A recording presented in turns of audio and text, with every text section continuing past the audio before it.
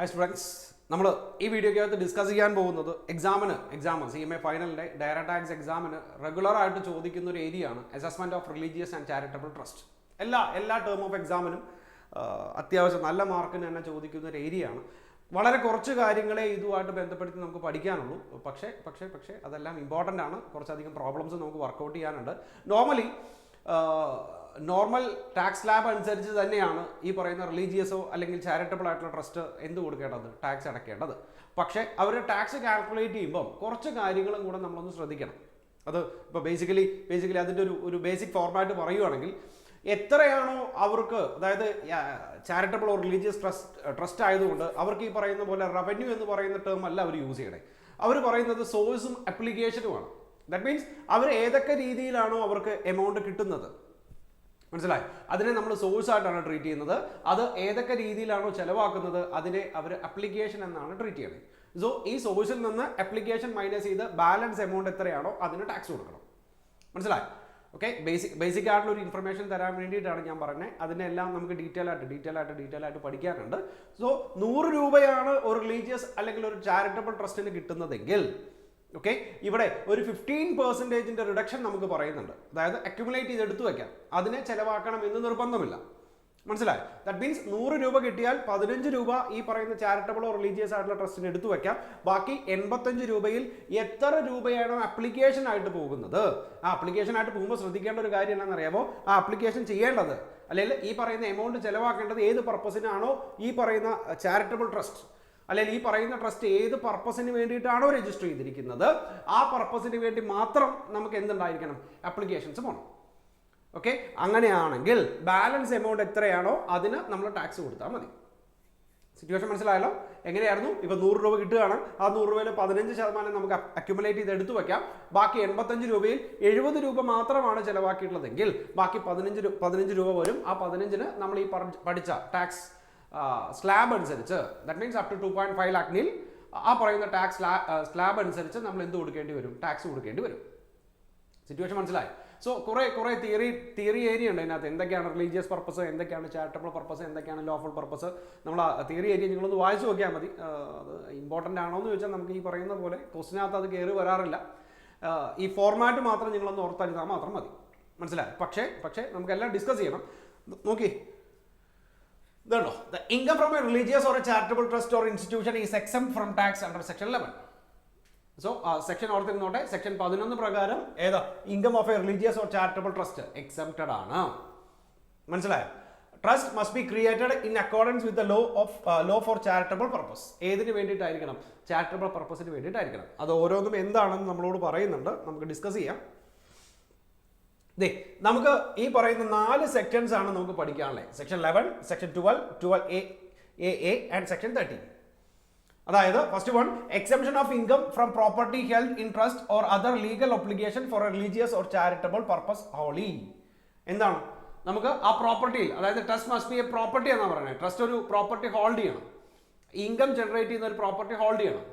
So അതിൽ നിന്നുണ്ടാവുന്നതാണെങ്കിൽ നമുക്ക് എന്ത് ചെയ്യാം, സെക്ഷൻ 11 പ്രകാരം നമുക്ക് ടാക്സ് കൊടുക്കേണ്ട കാര്യമില്ല. ആൻഡ് സെക്ഷൻ 12 എന്ന് പറയുന്നത് exemption income derived by such a trust from a voluntary contribution.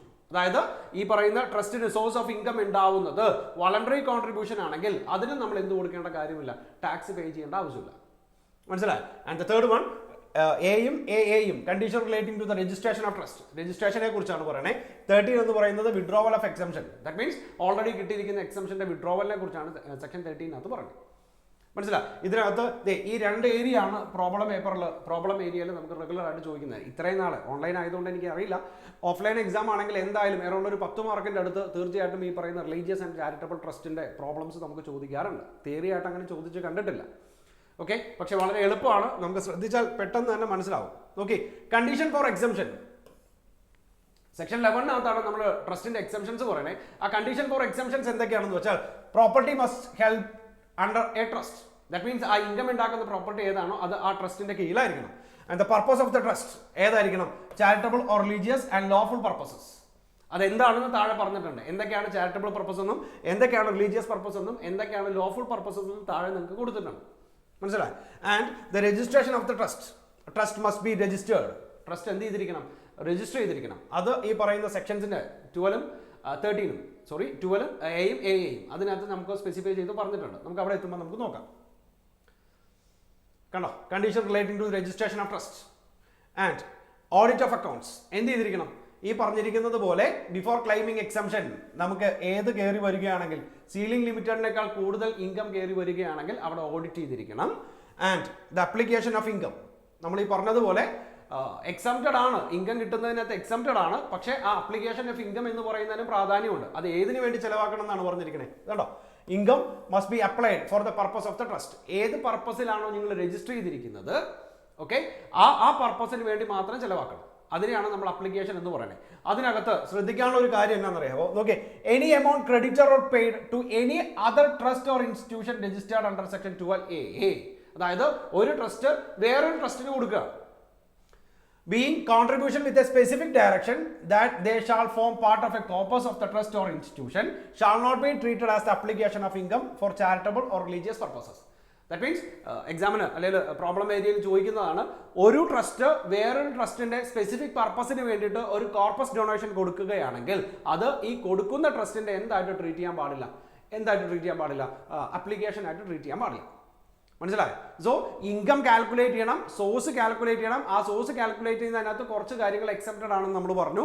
ആ സോഴ്സിൽ നിന്ന് അപ്ലിക്കേഷൻസ് മൈനസ് ചെയ്യാം. അങ്ങനെ മൈനസ് ചെയ്യുന്ന അപ്ലിക്കേഷൻസിനകത്തും ഈ പറഞ്ഞ കാര്യം നിങ്ങൾ പ്രധാനമായിട്ട് ശ്രദ്ധിക്കണം. ഏതാ അപ്ലിക്കേഷൻ ചെയ്യുന്നത് തീർച്ചയായിട്ടും ഏതിന് വേണ്ടിയിട്ടായിരിക്കണം? ആ പർപ്പസ് ഓഫ് ദ ട്രസ്റ്റിന് വേണ്ടിയിട്ടായിരിക്കണം.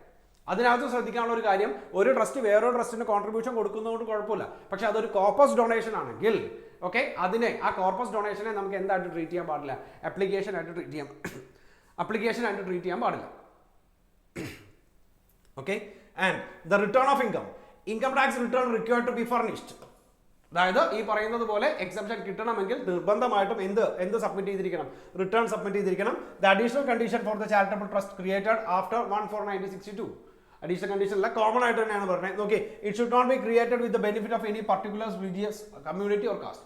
ഏതെങ്കിലും ഒരു പർട്ടിക്കുലർ റിലീജിയസിന്റെയോ അല്ലെങ്കിൽ ഒരു പർട്ടിക്കുലർ കാസ്റ്റിന്റെ അടിസ്ഥാനത്തിൽ വേണ്ടിയിട്ട് രജിസ്റ്റർ ചെയ്തായിരിക്കരുത്, അല്ലെങ്കിൽ അവരുടെ അവർക്ക് വേണ്ടിയിട്ടാവരുത്. ഓക്കെ, ഈ റിലീജിയസ് ഓർ ചാരിറ്റബിൾ ട്രസ്റ്റ് എന്ന് പറയുന്നത്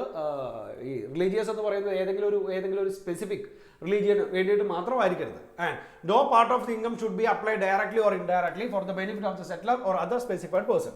ദാറ്റ് മീൻസ് ഈ അപ്ലിക്കേഷൻ എന്ന് പറയുന്നത് ഏതെങ്കിലും ഈ ട്രസ്റ്റുമായിട്ട് ബന്ധപ്പെട്ട് വരുന്ന ഏതെങ്കിലും ഒരു സ്പെസിഫിക് പേഴ്സണിന് വേണ്ടിയിട്ടാവരുത്. And its property should be held only for the charitable purpose.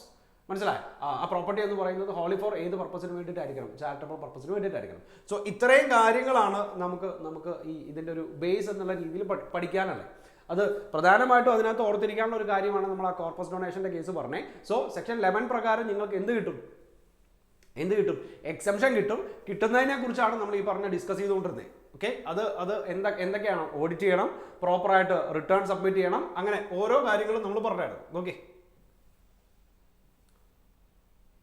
കണ്ടോ, property held under the trust, purpose of the trust എന്ന് പറയുന്നത് ചാരിറ്റബിൾ ഓർ റിലീജിയസ് പർപ്പസോ ആയിരിക്കണം, രജിസ്റ്റർ ചെയ്തിരിക്കണം, ബുക്സ് ഓഫ് അക്കൗണ്ട്സ് ഓഡിറ്റ് ചെയ്തിരിക്കണം, അപ്ലിക്കേഷൻ എന്ന് പറയുന്നത് ആ മെൻഷൻ ചെയ്തിരിക്കുന്ന പർപ്പസിന് വേണ്ടിയിട്ടായിരിക്കണം. അവിടെ വേറൊരു ട്രസ്റ്റിന് കൊടുക്കുന്ന കോർപ്പസ് ഡൊണേഷൻ ആണെങ്കിൽ അതിന് അപ്ലിക്കേഷൻ ആയിട്ട് ട്രീറ്റ് ചെയ്യില്ല. റിട്ടേൺ ഓഫ് ഇൻകം സബ്മിറ്റ് ചെയ്തിരിക്കണം. അഡീഷണൽ കണ്ടീഷൻ എന്ന് പറയുന്നത് ഏതെങ്കിലും ഒരു സ്പെസിഫിക് കമ്മ്യൂണിറ്റിക്കോ കാസ്റ്റിനോ വേണ്ടിയിട്ടാവരുത്. കൂടാതെ ഈ ട്രസ്റ്റുമായിട്ട് ബന്ധപ്പെടുത്തി വരുന്ന ഏതെങ്കിലും ഒരു ഓതറൈസ്ഡ് പേഴ്സന്റെ ഏതിന് വേണ്ടിയിട്ട്? പേഴ്സണൽ ബെനിഫിറ്റിന് വേണ്ടിയിട്ടാവരുത്. Property should held for the charitable purposes. ഇത്രയാണ് നമുക്ക് പറഞ്ഞത്. പിന്നെ ഇതിനകത്ത് പറഞ്ഞിരിക്കുന്നത് എന്തൊക്കെയാണ് ചാരിറ്റബിൾ പർപ്പസുകൾ, അല്ലെങ്കിൽ എന്തൊക്കെയാണ് ചാരിറ്റബിൾ ട്രസ്റ്റ്, എന്തൊക്കെയാണ് റിലീജിയസ് പർപ്പസ്, എന്തൊക്കെയാണ് ലോഫുൾ പർപ്പസ് എന്നുള്ള കാര്യങ്ങളാണ് പറയുന്നത്. ഓക്കെ, അത് നിങ്ങളൊന്ന് വായിച്ചു നോക്കിയാൽ മതി. അതിനകത്ത് പ്രത്യേകിച്ച് നമുക്ക് എക്സ്പ്ലെയിൻ ചെയ്യേണ്ട കാര്യങ്ങളൊന്നുമില്ല. നമുക്ക് എക്സംപ്ഷൻ അണ്ടർ സെക്ഷൻ 11 പറയുന്ന നേരത്ത് നോക്കി, income derived from a property held under trust wholly for a charitable or religious purposes shall be exempt from tax to the extent to which such income is applied for the purpose in India. മനസ്സിലായി? അതായത് ആ income exempted ആണ് എന്ത് ചെയ്താൽ മാത്രം? ആ income ഇന്ത്യക്കകത്ത് apply ചെയ്താൽ മാത്രം. ഓക്കെ, സോ പ്രോബ്ലം ചെയ്യുന്ന സമയത്തുള്ള കാര്യമാണ് ആ കോർപ്പസ് ഡൊണേഷൻ. ഓർത്തിരിക്കട്ടെ, അപ്ലിക്കേഷൻ അപ്ലൈ ചെയ്യുന്നത്, ദാറ്റ് മീൻസ് ഈ കിട്ടുന്ന എമൗണ്ട് ചെലവാക്കുന്നത് ഇന്ത്യക്കകത്ത് തന്നെ ആയിരിക്കണം. Point number 2. And tax point നോക്കി, any amount credited or paid to any other trust or institution, നമ്മൾ ഓൾറെഡി ഡിസ്കസ് ചെയ്ത shall form part of corpus donation. Okay, അത് corpus of the trust, അതിനാണ് നമ്മൾ കോർപ്പസ് ഡൊണേഷൻ എന്ന് പറയുന്നത്. അങ്ങനെയാണെങ്കിൽ അതിനെ എന്തായിട്ട് ട്രീറ്റ് ചെയ്യില്ല, അപ്ലിക്കേഷൻ ആയിട്ട് ട്രീറ്റ് ചെയ്യില്ല. കണ്ടോ, shall not be treated as application. അടുത്തത്, in order to claim exemption the trust must apply income for charitable purpose. ഏത് പർപ്പസിന് വേണ്ടിയിട്ടായിരിക്കണം, നമ്മൾ ഓൾറെഡി ഡിസ്കസ് ചെയ്ത ചാരിറ്റബിൾ പർപ്പസിന് വേണ്ടിയിട്ട് മാത്രമായിരിക്കണം. And where the trust or institution has been granted registration and said registration in force for any previous year, then no exemption under section 10 is available to the trust or institution. Okay, and the next one, anonymous donation ആണ് കണ്ടോ, is not exempted. അതായത് പഠിക്കേണ്ട മൂന്നാമത്തെ ഏറ്റവും പ്രധാനമായിട്ടുള്ള കാര്യം, section 115 BBC പ്രകാരം anonymous donation വരികയാണെങ്കിൽ അത് എക്സംപ്റ്റഡ് അല്ല, അതിന് ടാക്സ് കൊടുക്കണം. അതായത് ട്രസ്റ്റിന് ഡൊണേഷൻ വരുന്നത് കൊണ്ട് കുഴപ്പമൊന്നുമില്ല, പക്ഷേ ആ വരുന്നത് അനോണമസ് ഡൊണേഷൻ ആണെങ്കിൽ അതിനെ സെപ്പറേറ്റ് ആയിട്ട് തന്നെ ട്രീറ്റ് ചെയ്യണം. മനസ്സിലായോ? സെക്ഷൻ നോക്കി 115 BBC പ്രകാരം അത് സെപ്പറേറ്റ് ആയിട്ട് ട്രീറ്റ് ചെയ്യണം. സോ എന്താണ് അനോണമസ് ഡൊണേഷൻ എന്ന് നോക്കണം, അനോണമസ് ഡൊണേഷന്റെ ടാക്സ് ട്രീറ്റ്മെന്റ് എങ്ങനെയാണെന്ന് നോക്കണം. സോ നോർമൽ കേസിനകത്ത് ടാക്സ് കൊടുക്കേണ്ടത് ഈ പറയുന്ന ടാക്സ് സ്ലാബ് അനുസരിച്ചിട്ടാണെങ്കിൽ പോലും അനോണമസ് ഡൊണേഷൻ ആണ് വരുന്നതെങ്കിൽ അതിന് നിങ്ങൾ സെപ്പറേറ്റ് ആയിട്ട് 30% ടാക്സ് കൊടുക്കണം. സോ അങ്ങനെയാണെങ്കിൽ എന്താണ് അനോണമസ് ഡൊണേഷൻ എന്ന് നോക്കി, where the total income of an assessee, being any university or other educational trust, any hospital or other institute, any fund or institution, a trust or institution, includes any income by way of anonymous donation in excess of the specified limit, such donation shall be taxed at the rate of 30% plus cess. Surcharge of cess ഉണ്ടെങ്കിൽ അതും കൂടെ add ചെയ്യും. മനസ്സിലായോ? So ഒരു ട്രസ്റ്റിന് കിട്ടുന്നത് anonymous donation ആണെങ്കിൽ അതെ അതിനകത്ത് ഒരു സ്പെസിഫൈഡ് ലിമിറ്റും കൂടെ നമ്മളോട് പറയുന്നുണ്ട്. ആ സ്പെസിഫൈഡ് ലിമിറ്റ് വരെ കുഴപ്പമില്ല. ഓക്കെ, ആ സ്പെസിഫൈഡ് ലിമിറ്റ് വരെ ടാക്സ് കൊടുക്കണ്ടെന്നല്ല പറയണേ, ആ സ്പെസിഫൈഡ് ലിമിറ്റ് വരെ നമുക്ക് കുഴപ്പമില്ല. ആ സ്പെസിഫൈഡ് ലിമിറ്റിന് ശേഷമാണെങ്കിൽ എത്ര ശതമാനത്തിന് ടാക്സ് കൊടുക്കണം, 30% ടാക്സ് കൊടുക്കണം. സോ ആ സ്പെസിഫൈഡ് എന്താ, അല്ലെങ്കിൽ അനോണമസ് ഡൊണേഷൻ എന്താണെന്ന് നോക്കാം, എന്നിട്ട് സ്പെസിഫൈഡ് ലിമിറ്റ് എന്താണെന്ന് നോക്കാം. അനോണമസ് ഡൊണേഷൻ എന്ന് പറഞ്ഞാൽ ഒന്നുമില്ല, ഈ പറയുന്ന ഡൊണേഷൻ തരുന്ന ആളെ കുറിച്ച് യാതൊരുവിധ വിവരമോ കാര്യങ്ങളോ ഇല്ലെങ്കിൽ ഓക്കെ അതിനെയാണ് നമ്മൾ എന്തെന്ന് പറയണേ, അനോണമസ് ഡൊണേഷൻ ആയിട്ട് ട്രീറ്റ് ചെയ്യണേ. മനസ്സിലായോ? അതായത് ഈ ഡൊണേഷൻ തരുന്ന ആളെ കുറിച്ച് നമുക്ക് യാതൊരുവിധ ഐഡിയയും കാര്യങ്ങളും ഇല്ല. Okay, anonymous donation means any voluntary contribution where a person receiving such a contribution does not maintain a record of the identity indicating the name, address of the person making such a contribution and other prescribed particulars. മനസ്സിലായോ? അതായത് തരുന്ന ആളെ കുറിച്ചുള്ള യാതൊരു ഡീറ്റെയിൽസും നമ്മൾ എന്ത് ചെയ്തിട്ടില്ല, സബ്മിറ്റ് ചെയ്തിട്ടില്ലെങ്കിൽ, പ്രസന്റ് ചെയ്തിട്ടില്ലെങ്കിൽ അതിനെയാണ് നമ്മൾ അനോണമസ് ഡൊണേഷൻ എന്ന് പറയുന്നത്. ആ സ്പെസിഫൈഡ് ലിമിറ്റ് നോക്കി, anonymous donation received being higher of the following: 5% of the total donation received by the assessee or ₹1 lakh. മനസ്സിലായി? ആ സ്പെസിഫൈഡ് ലിമിറ്റ് വരെ വേണ്ടെന്നാണ് പറഞ്ഞിരിക്കുന്നത്. ആ സ്പെസിഫൈഡ് ലിമിറ്റ് ആണ് നമ്മളോട് പറഞ്ഞിരിക്കുന്നത്. എന്താ നോക്കേ, 5% ഓഫ് total donation received by the assessee. Assessee total donation എത്രയാണോ റിസീവ് ചെയ്തിരിക്കുന്നത് അതിന്റെ 5% ഓർ ₹1 lakh, അത്രയും വരെയാണ് നമ്മൾ എന്തായിട്ട് ട്രീറ്റ് ചെയ്യണേ, സ്പെസിഫൈഡ് ലിമിറ്റ് ആയിട്ട് ട്രീറ്റ് ചെയ്യണേ. സോ നിങ്ങൾ ഓർത്തിരിക്കേണ്ട കാര്യം ഇത്രയേ ഉള്ളൂ, അനോണമസ് ഡൊണേഷന് ടാക്സ് ലൈബിലിറ്റി ഉണ്ട്. ഓക്കെ, ഏതുവരെ? ആ സ്പെസിഫൈഡ് ലിമിറ്റ് വരെ നമുക്ക് വേണ്ടെന്നാണ് പറഞ്ഞിരിക്കുന്നത്. അതിന്റെ അർത്ഥം ആ സ്പെസിഫൈഡ് ലിമിറ്റ് വരെ നിങ്ങൾക്ക് ടാക്സ് കൊടുക്കണ്ട എന്നല്ല. ആ സ്പെസിഫൈഡ് ലിമിറ്റ് വരെ നമുക്ക് അത് ഏതിനകത്തോട്ട് കൊണ്ടുവരാം, ഈ നോർമൽ റേറ്റ് പ്രകാരം കൊണ്ടുവരാം. അതിന് മുകളിൽ പോവുകയാണെങ്കിൽ അതിന് ഈ പറയുന്ന 30% സെപ്പറേറ്റ് ആയിട്ട് ടാക്സ് കൊടുക്കണം. മനസ്സിലായോ? ഒരിക്കൽ കൂടെ, അനോണമസ് ഡൊണേഷൻ ടാക്സബിൾ ആണ്, 30% കൊടുക്കണം. അപ് ടു സ്പെസിഫൈഡ് ലിമിറ്റ് നമുക്ക് വേണ്ട. അതിനർത്ഥം ആ സ്പെസിഫൈഡ് ലിമിറ്റ് വരെ ടാക്സ് കൊടുക്കണ്ട എന്നല്ല. ആ സ്പെസിഫൈഡ് ലിമിറ്റ് വരെ നമ്മൾ നോർമൽ ടാക്സ് ലൈബിലിറ്റി പ്രകാരം ചെയ്യും. ആഫ്റ്റർ ദ സ്പെസിഫൈഡ് ലിമിറ്റ് അതിന് നമ്മൾ എത്ര ശതമാനം ടാക്സ് കൊടുക്കും, 30% ടാക്സ് കൊടുക്കും. മനസ്സിലായോ? നോക്കി, ഒരു പ്രോബ്ലം നമുക്ക് ചെയ്യുമ്പോൾ നിങ്ങൾക്ക് മനസ്സിലാവും. നോക്ക്, anonymous donation received 5 lakh, other donation 3 lakh and other taxable income 7 lakh. Situation മനസ്സിലായോ? ഓക്കെ, അനോണമസ് ഡൊണേഷൻ ആയിട്ട് 5 ലക്ഷം ഉണ്ട്, അതർ ഡൊണേഷൻ 3 ലക്ഷം ഉണ്ട്, total taxable other taxable income എന്ന് പറയുന്നത് 7 lakh ഉണ്ട്. സോ ഇതിന്റെ ട്രീറ്റ്മെന്റ് നോക്കി, അനോണമസ് ഡൊണേഷൻ എന്ന് പറയുന്നത് 5 lakh ആണ്, സ്റ്റാറ്റ്യൂട്ടറി ലിമിറ്റ് എന്ന് പറയുന്നത് 1 lakh അല്ലേ? അല്ലെങ്കിൽ ടോട്ടൽ ഡൊണേഷന്റെ എത്ര ശതമാനം, 5% പറഞ്ഞിരിക്കുന്നത്. ടോട്ടൽ ഡൊണേഷൻ ഇവിടെ എത്ര ശതമാനം, അല്ലെങ്കിൽ എത്ര രൂപയാണ് പറഞ്ഞേ, 5 3 8 ലക്ഷം രൂപയാണ് നമ്മുടെ ടോട്ടൽ ഡൊണേഷൻ ആയിട്ട് പറഞ്ഞത്. ആ 8 ലക്ഷത്തിന്റെ എത്ര ശതമാനം, 5% വരും. സോ നോക്കി, ഓർത്തിരിക്കേണ്ടത് അനോണമസ് ഡൊണേഷൻ 5 lakh അല്ലേ? സോ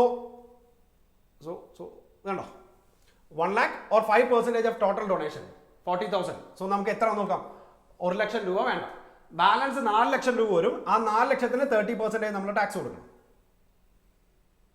സിറ്റുവേഷൻ മനസ്സിലായോ? എത്ര വരും, 1,20,000 വരും.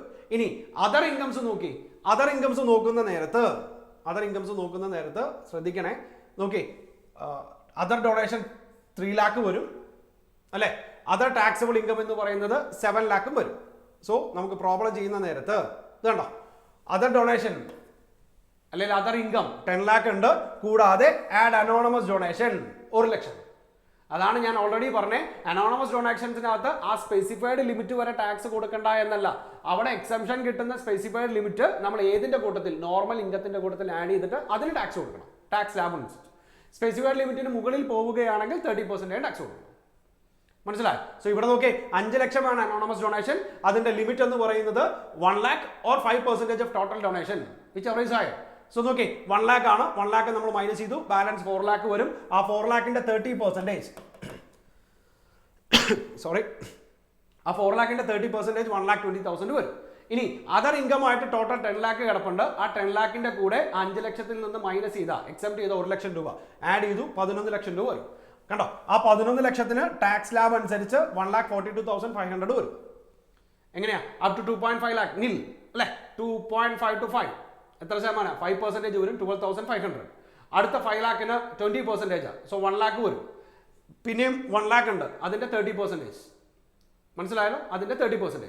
സോ 30,000 വരും, 1 lakh വരും, 12,500 വരും. അങ്ങനെ ടോട്ടൽ 1,42,500 ചെയ്യുമ്പോൾ ടോട്ടൽ എത്ര വരും? മനസ്സിലായോ? ഓക്കെ, അതായത് ഈ പറയുന്ന 1,42,500 ഈ പറയുന്ന അനോണമസ് ഡൊണേഷന്റെ 1,20,000 രണ്ടും കൂടെ ആഡ് ചെയ്യുമ്പോൾ 2,60,500 വരും. പ്ലസ് സെസ് ആഡ് ചെയ്യാം, ടോട്ടൽ നമുക്ക് എന്ത് കിട്ടും? ടാക്സ് ലയബിലിറ്റി കിട്ടും. സോ അനോണമസ് ഡൊണേഷൻ മീൻസ് ഈ പറയുന്ന യാതൊരുവിധ രേഖകളും ഇല്ലാതെ നമ്മൾ വാങ്ങിച്ചു വെക്കുന്ന ഡൊണേഷൻസിനെയാണ് നമ്മൾ അനോണമസ് ഡൊണേഷൻ എന്ന് പറയണേ. അവിടെ സെക്ഷൻ 115 BBC പ്രകാരം നമ്മളോട് പറയുന്നത് ഒരു സ്പെസിഫൈഡ് ലിമിറ്റ് വരെ നിങ്ങൾ സെപ്പറേറ്റ് ആയിട്ട് ടാക്സ് കൊടുക്കണ്ട. ആ സ്പെസിഫൈഡ് ലിമിറ്റ് എത്രയായിരുന്നു? 1 lakh or 5% ഓഫ് ടോട്ടൽ ഡൊണേഷൻ. അതിനർത്ഥം അത് ടാക്സ് കൊടുക്കേണ്ട എന്നല്ല, അതിനെ നിങ്ങൾ സെപ്പറേറ്റ് ആയിട്ട് ടാക്സ് ലാബ് പ്രകാരം ടാക്സ് കൊടുക്കണം. അതിന് മുകളിൽ പോവുകയാണെങ്കിൽ 30% ഡയറക്റ്റ് ആയിട്ട് അനോണമസ് ഡൊണേഷൻ ടാക്സ് കൊടുക്കും. മനസ്സിലായി? അടുത്ത സിറ്റുവേഷൻ കൂടെ നോക്കാം. നോക്കി, case 2 anonymous donation 2 lakh, other donations 27 lakh ഉണ്ട്, അതർ ടാക്സബിൾ ഇൻകം എന്ന് പറയുന്നത് 4 lakh ഉണ്ട്. സോ ആൻസർ ചെയ്യുമ്പോൾ എങ്ങനെ വരും? അനോണമസ് ഡൊണേഷൻ 2 lakh ആണ്, ടോട്ടൽ ഡൊണേഷന്റെ 5% എടുക്കുമ്പോൾ 1,45,000 or 1 lakh എത്ര വരും? 1,45,000 വരും അല്ലേ? സോ അനോണമസ് ഡൊണേഷൻ എന്ന് പറയുന്നത് 55,000 വരും, അതിന്റെ 30% 16,500 വരും. സിറ്റുവേഷൻ മനസ്സിലായല്ലോ? ഇനി ടോട്ടൽ ഇൻകം ആഡ് ചെയ്യുക, അതിന്റെ കൂട്ടത്തിൽ ഈ അനോണമസ് ഡൊണേഷന്റെ എക്സംഷനും കൂടെ ആഡ് ചെയ്യുക, 32,45,000 വരും. അതിന്റെ ടാക്സ് ലയബിലിറ്റി കണ്ടുപിടിക്കുക, ആ ടാക്സ് ലയബിലിറ്റിയും ഇതും കൂടെ അങ്ങ് ആഡ് ചെയ്യുക. അപ്പോൾ നമുക്ക് ടോട്ടൽ ടാക്സ് ലയബിലിറ്റി കിട്ടും, സർചാർജും കൂടെ അങ്ങ് ആഡ് ചെയ്യാം. ചെയ്താൽ മനസ്സിലായല്ലോ? സോറി, സർചാർജ് അല്ല, എഡ്യൂക്കേഷൻ സെസ്സും കൂടെ അങ്ങ് ആഡ് ചെയ്യാം. ഓക്കെ, സോ ഇത്രയും കാര്യങ്ങളാണ് നമ്മുടെ അനോണമസ് ഡൊണേഷൻ എന്ന് പറയുന്നതിനകത്ത് അനോണമസ് ഡൊണേഷനകത്ത് കയറി പറഞ്ഞത്. നിങ്ങൾ ആ പോയിന്റ് മാത്രം ഓർത്തിരുന്നാൽ മതി. സോ പ്രധാനമായിട്ടും ഞാൻ 2-3 കാര്യങ്ങളാണ് നിങ്ങളോട് പറഞ്ഞത്. ഒന്ന്, വേറൊരു ട്രസ്റ്റിനാണ് കൊടുത്തത്, അത് കോർപ്പസ് ഡൊണേഷൻ ആണെങ്കിൽ അതിനെ അപ്ലിക്കേഷൻ ആയിട്ട് ട്രീറ്റ് ചെയ്യില്ല. ആൻഡ് നമ്പർ 2, അപ്ലിക്കേഷൻ ആയിട്ട് ട്രീറ്റ് ചെയ്യണമെങ്കിൽ അത് എവിടെ തന്നെ ചിലവാക്കണം? ഇന്ത്യക്ക് അകത്ത് തന്നെ ചിലവാക്കണം. ആൻഡ് നമ്പർ 3, അനോണമസ് ഡൊണേഷൻ ആണ്. അനോണമസ് ഡൊണേഷന്റെ ലിമിറ്റ് പറയുന്നത് ഇങ്ങനെയാണ്, ടോട്ടൽ ഡൊണേഷന്റെ 5% or ₹1 lakh whichever is higher, അത്രയും വരെ നമുക്ക് നോർമൽ രീതിയിൽ ടാക്സ് കൊടുക്കാം. അതിനേക്കാൾ കൂടുതൽ പോവുകയാണെങ്കിൽ ആ അനോണമസ് ഡൊണേഷന് 30% ടാക്സ് കൊടുക്കണം. എന്നിട്ട് എത്രയാണോ എക്സംഷൻ കിട്ടിയത്, അല്ലെങ്കിൽ ആ സ്പെസിഫൈഡ് ലിമിറ്റ് എത്രയാണോ അത് നോർമലിന്റെ കൂട്ടത്തിൽ ആഡ് ചെയ്തിട്ട് അതിന്റെ ടാക്സ് ലയബിലിറ്റിയും കൂടെ കണ്ടുപിടിക്കുക, രണ്ടും കൂടെ ആഡ് ചെയ്യുക, സെസ്സും കൂടെ അങ്ങ് ആഡ് ചെയ്യുക. അപ്പോൾ നമ്മുടെ ടോട്ടൽ ടാക്സ് ലയബിലിറ്റി കിട്ടും. മനസ്സിലായോ? And the next one, the free accumulation of income. നമ്മൾ ഓൾറെഡി തുടക്കത്തിൽ പറഞ്ഞതുപോലെ എത്രയാണോ നമുക്ക് കിട്ടുന്ന ടോട്ടൽ ഇൻകം അതിന്റെ 15% നമുക്ക് അക്യുമുലേറ്റ് ചെയ്ത് വെക്കാം. സിറ്റുവേഷൻ മനസ്സിലായല്ലോ? എത്രയാണോ നമുക്ക് വരുന്ന ടോട്ടൽ ഇൻകം അതിന്റെ 15% നമുക്ക് എന്ത് ചെയ്യാം? അക്യുമുലേറ്റ് ചെയ്യാം. നമ്മൾ നേരത്തെ പറഞ്ഞതുപോലെ 100 രൂപ കിട്ടിയാൽ ഫുൾ എമൗണ്ട് ചെലവാക്കണമെന്നില്ല, 15% നമുക്ക് മാറ്റി വെക്കാം, ബാക്കി 85% ചെലവാക്കിയാൽ മാത്രം മതി. Okay, നോക്കി, in order to claim 100% exemption, trust must apply 80% of income for the charitable purpose. 85% മതി, 15% accumulate ചെയ്ത് വെക്കാം. For this purpose, income means accounting income and not income as per the Income Tax Act. Okay, ഏത് പ്രകാരം? Accounting ഇൻകത്തിനെ കുറിച്ചാണ് നമ്മൾ പറയുന്നത്, അല്ലാതെ income tax ആക്ടിനകത്ത് പറയുന്ന ഇൻകത്തിനെ കുറിച്ചല്ല. ദാറ്റ് മീൻസ് നോർമലി നമുക്ക് കിട്ടുന്ന, നോർമലി അക്കൗണ്ട്സ് പ്രകാരം നമുക്ക് കിട്ടുന്നതിനെ കുറിച്ചാണ് നമ്മൾ ട്രീറ്റ് ചെയ്യുന്നത്. മനസ്സിലായി? അവിടെ ചെയ്യുമ്പോൾ ഒരു പ്രശ്നം എന്താണെന്നറിയാവോ, അവിടെ റിസീവ് ചെയ്യണം എന്ന് പോലുമില്ല. അക്കൗണ്ട്സിനകത്ത് അങ്ങനെയല്ലേ, due or receive which or is earlier എന്നല്ലേ പറഞ്ഞിരിക്കുന്നത്. സോ അവിടെ ഡ്യൂ ആണെങ്കിൽ പോലും നമുക്ക് അതിനെ എന്തായിട്ട് ട്രീറ്റ് ചെയ്യേണ്ടി വരും, നമ്മുടെ ഇൻകം ആയിട്ട് ട്രീറ്റ് ചെയ്യേണ്ടി വരും. ആ ഇൻകത്തിനെ 50% നമുക്ക് മാറ്റി വെച്ച് ബാക്കിയുള്ള 85% നമുക്ക് ചാർജ് ചെയ്താൽ മതി. ഞാൻ പറഞ്ഞാൽ മനസ്സിലായല്ലോ? എങ്ങനെയായിരുന്നു? ഡ്യൂ ആയാൽ മാത്രം മതി. അതായത് ആരെങ്കിലും തരാമെന്ന് പറഞ്ഞു, അത് ഡ്യൂ ആയ എന്ന് വിചാരിക്കുക. സോ അതിനെ നമുക്ക് ഇവിടെ ഇൻകമായിട്ട് ട്രീറ്റ് ചെയ്യാം. ആ ഇൻകത്തിൻ്റെ 15% നമുക്ക് അക്യുമുലേറ്റ് ചെയ്ത് വെക്കാം. ബാക്കിയുള്ള 85% എത്ര ശതമാനം ചിലവാക്കണോ എന്ന് മാത്രം നോക്കിയാൽ മതി. ഓക്കെ, നോക്കാം. ഒരു എക്സാമ്പിൾ പറഞ്ഞിട്ടുണ്ട്. If trust has earned income of rupees 3 lakh for the year 1920 and applied it's income for charitable purpose during the year only 1,80,000. 3 lakh കിട്ടി, 1,80,000 മാത്രമാണ് ചെയ്തിരിക്കുന്നത്. സോ ഇവിടെ നോക്കി, ടോട്ടൽ 3 lakh, അതിനകത്ത് 15% 45,000 വരും. ബാലൻസ് 2,55,000 ആണ്. ആ 2,50,000 1,80,000 നമ്മൾ അപ്ലൈ ചെയ്തിരിക്കുന്നത്. മൈനസ് ചെയ്യാം. ബാലൻസ് ടാക്സബിൾ ഇൻകം ആയിട്ട് എത്ര മാത്രം കാണിച്ചാൽ മതി? 75,000 മാത്രം കാണിച്ചാൽ മതി. മനസ്സിലായല്ലോ? സോ ഇത്രയും കാര്യങ്ങളാണ് നമുക്ക് ഇതിനകത്ത് പഠിക്കാനുള്ളത്. നമുക്ക് ഒന്ന് രണ്ട് മൂന്ന് പ്രോബ്ലംസ് നോക്കാം. ഒന്ന് രണ്ട് കേസും കൂടെ നോക്കാം. Okay, income other than voluntary contribution 4 lakh ഉണ്ട്. വോളണ്ടറി കോൺട്രിബ്യൂഷൻ 1 lakh പറഞ്ഞിട്ടുണ്ട്. Voluntary contribution in the corpus of the trust 2 lakh ഉണ്ട്. Income applied for the purpose for which the trust is created 4,50,000. Okay, anonymous ഡൊണേഷനും കാര്യങ്ങളൊന്നും ഇതിനകത്ത് കയറി വരുന്നില്ല. So നോക്കി, നമ്മൾ പ്രോബ്ലം ചെയ്യുമ്പോൾ ടോട്ടൽ എത്ര വരും? ടോട്ടൽ ഇൻകം എത്ര വരും? ഏതൊക്കെയാണ് പറഞ്ഞിരിക്കുന്നത് കണ്ടോ? 4 lakh ആണ് income other than voluntary contribution. Voluntary contribution 1 lakh ഉണ്ട്. Voluntary contribution for the corpus of the trust, ഏതെങ്കിലും ഒരു സ്പെസിഫിക് പർപ്പസിന് വേണ്ടിയിട്ടാണ് നമുക്ക് കിട്ടിയെന്ന് വിചാരിക്കുക. അത് നമുക്ക് ഇൻകം ആയിട്ട് ട്രീറ്റ് ചെയ്യണം. അത് രണ്ടും ശ്രദ്ധിക്കണേ, രണ്ട് കാര്യങ്ങൾ ശ്രദ്ധിക്കണേ. ദാറ്റ് മീൻസ് നമുക്ക് കിട്ടിയത് നമുക്ക് കിട്ടുന്ന കോർപ്പസ് ഡൊണേഷൻ ആണെങ്കിൽ, അല്ലെങ്കിൽ നമ്മുടെ ട്രസ്റ്റിന്റെ ഏതെങ്കിലും ഒരു സ്പെസിഫിക് പർപ്പസിന് വേണ്ടിയിട്ടാണ് നമുക്ക് ഡൊണേഷൻ കിട്ടിയിട്ടുള്ളതെങ്കിൽ നമുക്ക് അതിന് ഇൻകം ആയിട്ട് ട്രീറ്റ് ചെയ്യണ്ട. മനസ്സിലായി? പക്ഷെ നേരെ തിരിച്ച് നമ്മൾ വേറൊരു ട്രസ്റ്റിന്റെ, ഓക്കെ, നമ്മളൊരു ട്രസ്റ്റാണ്, നമ്മൾ വേറൊരു ട്രസ്റ്റിന്റെ ഏതെങ്കിലും ഒരു സ്പെസിഫിക് പർപ്പസിന് വേണ്ടിയിട്ട് കോർപ്പസ് ഡൊണേഷൻ കൊടുക്കുകയാണെന്ന് വിചാരിക്കുക. അതിനെ നമുക്ക് അപ്ലിക്കേഷൻ ആയിട്ട് ട്രീറ്റ് ചെയ്യാനും പാടില്ല.